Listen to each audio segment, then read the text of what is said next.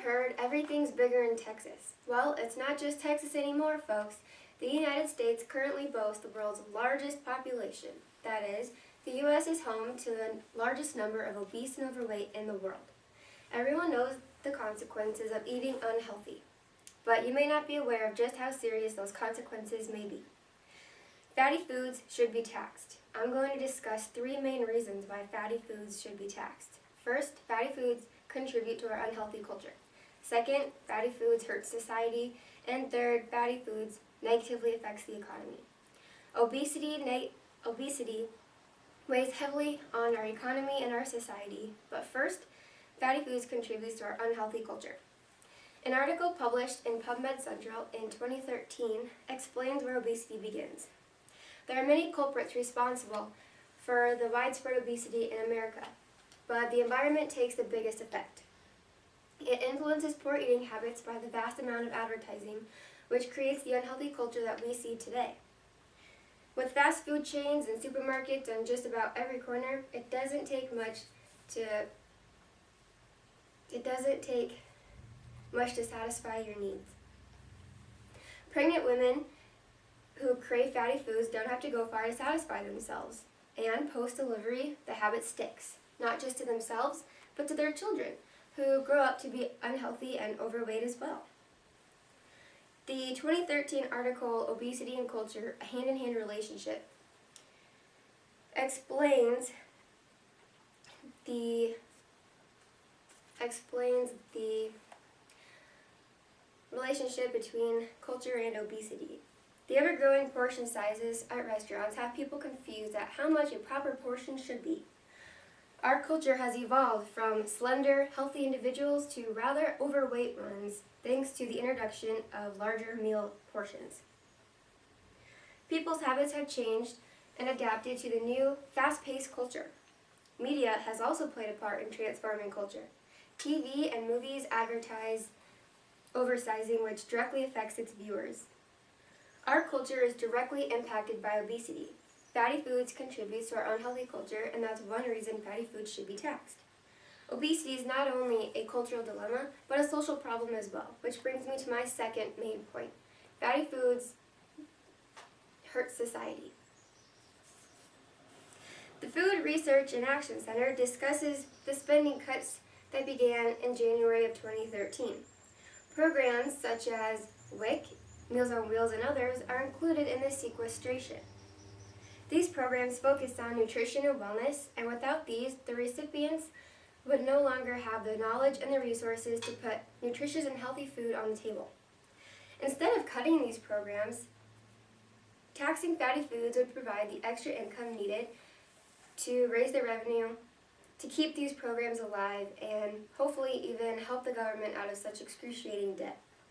The same organization, Food Research and Action Center, describes how federal nutrition programs don't contribute to obesity.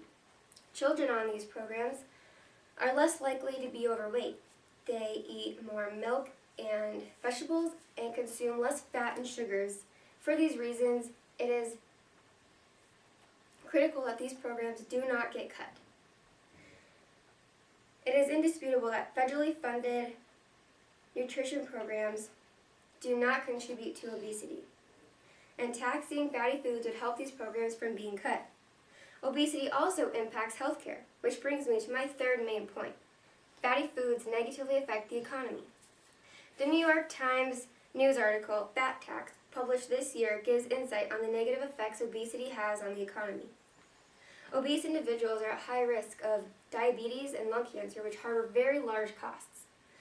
The estimated cost for obese-related medical expenses is $147 billion a year.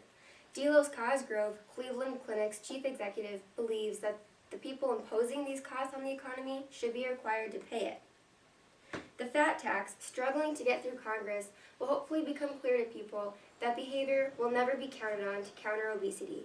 Instead, it's become a political problem that needs to be tackled by the government if any change is going to occur. An article published in 2009 in the New York Times supports claims that Pigovian taxes would be advantageous in preventing obesity. Pigovian taxes are taxes on activities that place a cost on society, like tobacco, alcohol, and in our case, sugar. Sugary snacks and fatty foods are no more necessary to sustain life, therefore offering themselves as the perfect candidate to tax, to raise revenue for the healthcare reform. It would benefit the economy to see this tax as the best way to raise the revenue that we desperately need. Fatty foods negatively affect the economy. These studies make it clear that taxing fatty foods is the best way to lessen the toll obesity has on our economy. Today I have discussed how our culture, our society, and our economy could benefit from simply taxing sugar. It's obvious now that obesity is no longer a personal problem, but a political one that needs to be tackled in order to lessen our obesity rates. It is indisputable that obesity impacts our everyday lives, whether it's supersizing your breakfast, your lunch, and your dinner, costing society so much that you're cut from welfare programs, or spending your well-earned income on unnecessarily costly health care. My argument has hopefully landed on open minds, in effect to demonstrate that taxing fatty foods is the best way to lessen obesity.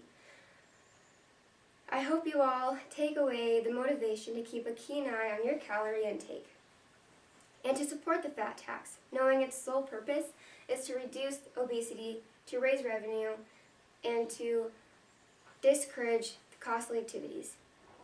Today I have demonstrated why fatty foods should be taxed with my 3 main points. First, fatty foods contributes to our unhealthy culture. Second, fatty foods hurts society. And third, fatty foods contributes to negatively affects our economy.